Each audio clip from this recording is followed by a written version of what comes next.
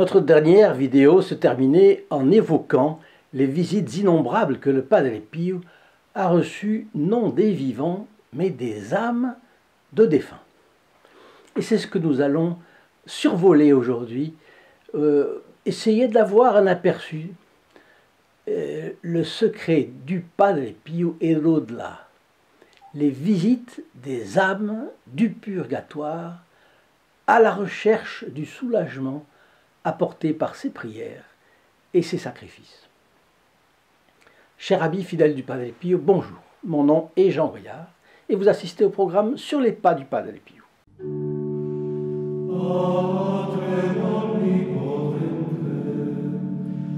Depuis son jeune âge, vous le savez, Francesco Forgione, futur Padre Pio, était coutumier de grâce qui relevait de la mystique extraordinaire. Par exemple, des entretiens avec son ange gardien, et même de la Sainte Vierge. Le Padre Pio avait-il une petite idée du nombre des âmes de défunts qui viendraient lui rendre visite pour lui demander son aide? Je ne sais pas. Je ne sais pas s'il en avait quelque chose comme notion. Ce que nous savons, c'est que plus tard, le Padre Pio a dit « Il y a plus d'âmes du purgatoire qui gravissent cette montagne pour arriver à San Giovanni Rotondo que de vivants pour assister aux messes et demander mes prières. » Cette déclaration prend sa véritable proportion quand on sait que le nombre de pèlerins qu'il a rencontrés est évalué à plusieurs millions. Les âmes du purgatoire étaient donc encore plus nombreuses. Mais voyez comment il a parlé de sa messe. Il aurait aimé que beaucoup plus de monde vienne là. Non pas parce que c'était sa messe, mais parce qu'il connaît mieux que tout le monde ce que c'est que la Sainte Messe. Rappelez-vous une chose, que le monde peut se passer de soleil bien plus facilement que de se passer de messe, disait notre bon Capucin. Êtes-vous capable de dire pourquoi? Bon, parce que chaque messe est une source infinie de grâce pour l'humanité, oui. En réalité, nous avons pas mal banalisé la messe, alors que c'est un acte liturgique, c'est un rituel très sérieux. C'est le moment où un Dieu, notre Seigneur Jésus-Christ, le Dieu unique, en trois personnes, mais le Dieu unique, s'offre de nouveau en sacrifice, bien que ce sacrifice ne soit pas sanglant comme sur le calvaire. Il s'offre en sacrifice en propitiation. Qu'est-ce que ça veut dire en propitiation? C'est pour rendre Dieu propice, c'est-à-dire en réparation des péchés du monde, pour rétablir l'amitié originelle de Dieu avec les hommes. Après le sacrifice du Christ sur la croix, la justice de Dieu était satisfaite. Et c'est à cause de cela que sa miséricorde pouvait couler à flot. Son sang a coulé à flot. Sa miséricorde pouvait couler à flot. Alors, qu'est-ce que cela a coûté au Christ? Avons-nous le droit moral de banaliser ça? Non. On n'a pas le droit moral de négliger ce sacrifice. Le Padre Pio disait qu'un chrétien ne peut pas passer une journée sans penser au sacrifice de la passion. C'est pas ce qu'on entend aujourd'hui. On n'entend rien d'abord dans les journaux, mais on n'entend plus jamais ça. Et pourtant, le Padre Pio le dit. Je l'ai lu aujourd'hui dans un petit livre, Une parole par jour. En réalité, on n'a pas envie de s'arrêter à une parole, on passe plusieurs pages. Alors, notre Seigneur l'a fait pour nous. Sachons au moins l'utiliser à bon escient. Notre Seigneur qui disait « Que utilitas in sanguine meo », c'est-à-dire « À quoi bon avoir versé mon sang ?» Dans beaucoup de cas, c'est ça qu'il se pose comme question. « Que utilitas » Quelle utilité? « In sanguine meo » dans mon sang. Eh bien, je vous le rappelle si vous l'avez oublié ou si vous ne le savez pas. Vendredi à midi, un de mes amis prêtres célèbre la messe dans l'intention de notre chaîne et particulièrement dans 3 intentions. 1. Chaque vendredi pour les membres du groupe des protégés du Padre Pio, parce qu'ils font des efforts pour la chaîne. On le retrouve ici dessous, dans la description de la vidéo, vous pouvez le voir. Deuxièmement, pour ceux qui n'étaient pas encore abonnés jusqu'à présent et qui s'abonnent en actionnant la clochette, vous savez, c'est mon cadeau de bienvenue. Et puis troisièmement, alors là c'est une messe le vendredi prochain qui suit leur abonnement. Et puis pour ceux qui partagent une vidéo, alors il suffit à ceux-ci de partager une vidéo une fois par semaine et ils auront le même privilège que les membres du groupe des protégés du Padre Pio, une messe par semaine. Alors le Padre Pio s'est penché sur les vivants avec une attention, une affection, pouvons-nous dire, authentiquement paternelle. Il l'a dit à plusieurs occasions. Je prie pour vous avec une véritable affection. Il parlait aux pèlerins qui venaient. Mais son cœur était encore plus vaste, il embrassait encore plus. Il a aussi porté le poids de ceux qui continuaient de vivre dans le purgatoire et touchait encore sa compassion par leur souffrance. Vous voyez, il ne pensait pas à lui. Et nous pensons beaucoup trop à nous-mêmes. Est-ce que nous pensons à prier pour les âmes du purgatoire, pour les âmes de nos défunts? Qui sait s'il y en a un dans le purgatoire? Hélas, il se peut qu'il y en ait plus encore. Depuis 50 ans, les progrès du monde moderne n'ont pas arrangé les choses. Et donc, il se peut qu'il y en ait dans le purgatoire. Avons-nous de la compassion? On ne les voit pas, bon, d'accord, mais on peut avoir de la compassion pour eux. Voilà, alors le Padre Pio l'a fait avec persévérance et humilité. Il disait que on pouvait parler des saintes âmes du purgatoire parce que bien que souffrantes, en raison d'une purification nécessaire avant de jouir de la présence de Dieu dans le ciel, elles sont mortes dans l'amitié de Dieu et elles se réjouissent de se rapprocher de lui. En réalité, le Padre Pio appartenait aux 2 mondes. Il avait ce don, qui a peu d'équivalent dans l'histoire des mystiques, évidemment, de vivre dans notre monde, d'être comme nous, mais aussi de garder son âme dans la contemplation de l'autre monde. À tel point il contemplait l'autre monde qu'il y vivait. Et on comprend alors qu'il était d'une aide considérable pour ceux qui avaient la grâce de l'approcher. Tout particulièrement, il était une immense consolation pour ceux qui venaient de perdre un proche et qui s'inquiétaient encore du sort réservé à celui-ci. Voyez. La veille de la fête de Saint François d'Assise, Anita Lodi s'est confessée au Padre Pio et allait le quitter quand elle lui a fait cette demande. « Padre, demain c'est la fête de Saint François. Pouvez-vous lui demander d'aller au purgatoire et d'en libérer mes parents ?»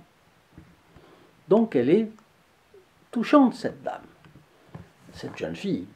Alors elle a de l'affection pour ses parents. Depuis combien de temps sont-ils décédés? On ne sait pas, l'histoire ne le dit pas. Le Padre Pio, qu'est-ce qu'il va répondre? Elle s'adresse au Padre Pio pour s'adresser à Saint François, pour aller... Et elle sait que Saint François peut aller au purgatoire, ça c'est parfaitement possible pour retirer ses parents. Ce n'est pas contraire à la doctrine catholique, au contraire. Le Padre Pio répond rapidement. Je le ferai moi-même. Alors, n'est-ce pas inouï comme réponse? Il voit, ou il sent, ça je ne le sais pas, qu'il a la permission de Dieu pour le faire, donc il ira lui-même. Alors, certains laïcards, incrédules, peut-être athées, peut-être anti-chrétiens aussi, pourraient dire de ce Fioletti, s'ils en avaient une connaissance isolée de l'histoire, ils pourraient dire baratin, chiquet, charlatanisme. Ça ne l'engage à rien de dire une chose pareille. Personne n'ira vérifier ses dires. Bon, on pourrait leur répondre comme notre Seigneur Jésus-Christ aux pharisiens dans l'évangile du paralytique. Je ne sais pas si vous vous en souvenez. Qu'est-ce qui est plus difficile à dire? Tes péchés sont pardonnés ou prends ton grabat et marche? Mais je veux que vous le sachiez. Le Fils de l'homme a le pouvoir sur la terre de pardonner les péchés. Et là, il s'adresse au paralytique, il dit, prends ton grabat et marche. Et là, hop. Et là, hop. Et là les pharisiens sont tombés de 10 étages. Le nombre incontesté des miracles produits à l'occasion de la présence, de la prière ou des sacrifices du Padre Pio font le même effet que dans les Écritures. C'est exactement ça. Pour quelqu'un qui connaît sa vie, nous savons.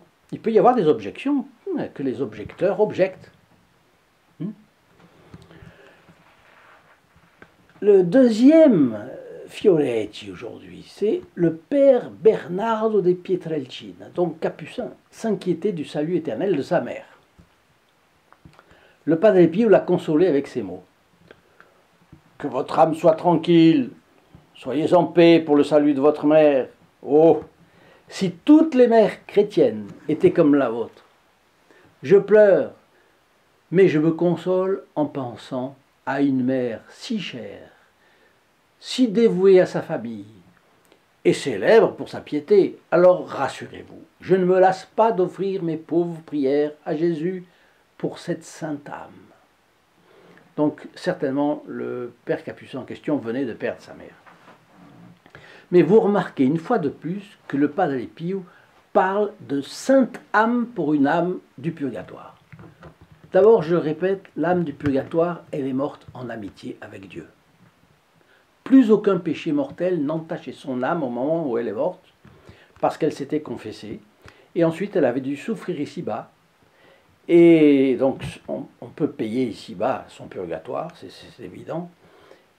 Et c'est mieux, parce que n'importe quelle souffrance du purgatoire, et la plus petite souffrance du purgatoire est beaucoup plus que la plus grande souffrance ici-bas. Donc, d'un côté, elle avait souffert ici-bas peut-être, et d'un autre côté, elle complétait au purgatoire ce qui lui restait à effacer comme dette.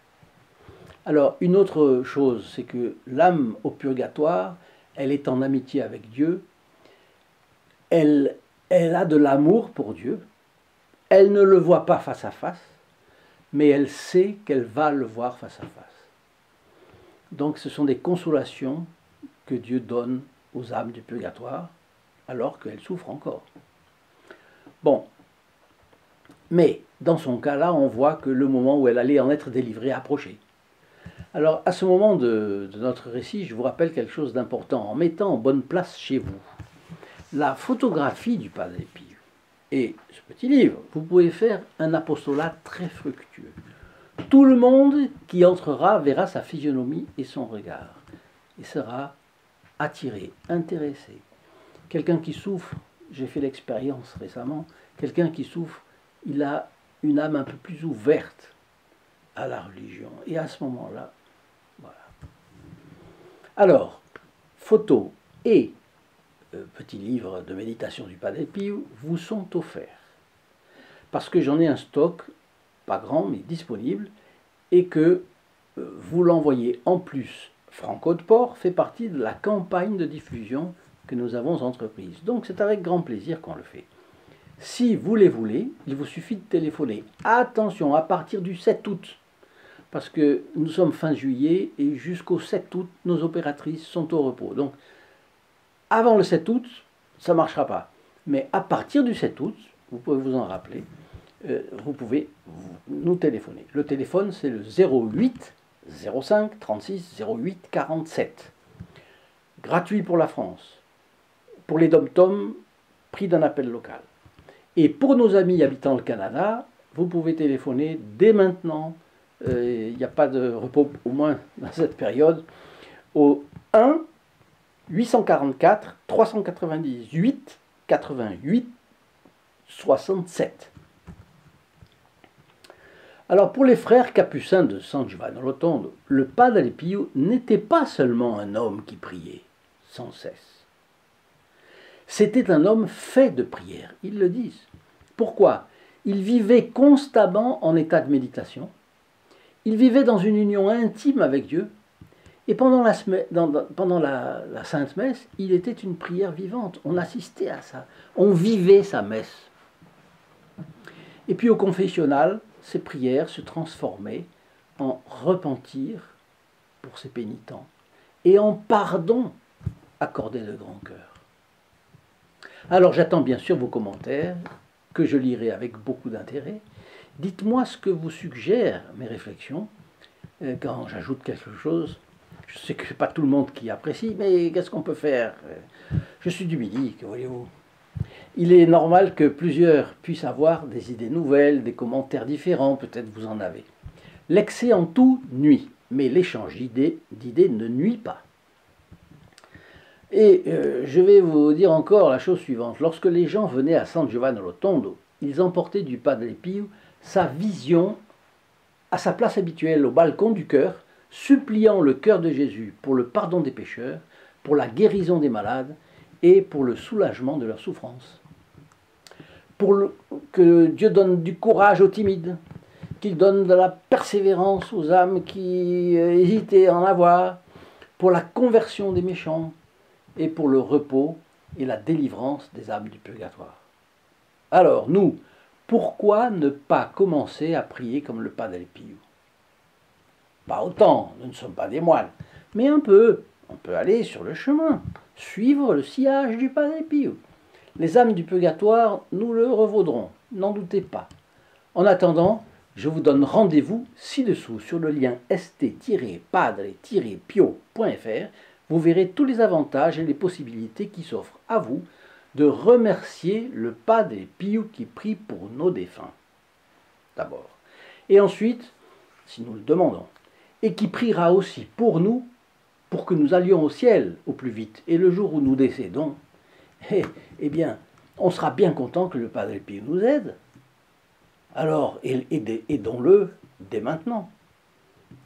Alors, en deux mots, l'attitude du Padre Pio à l'égard de la souffrance pouvait être résumée dans ces mots qu'il a prononcés en octobre 1921.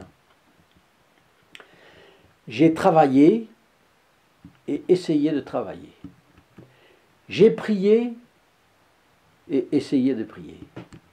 J'ai veillé et je continuerai à être vigilant. J'ai pleuré et je continuerai toujours de pleurer pour mes frères en exil au purgatoire. Alors faisons comme lui, vraiment. Chers amis fidèles du Padre Pio, au revoir, à bientôt. In nome del Padre, del Figliolo e dello Spirito Santo, e così sia. Sia lodato Gesù e Maria, e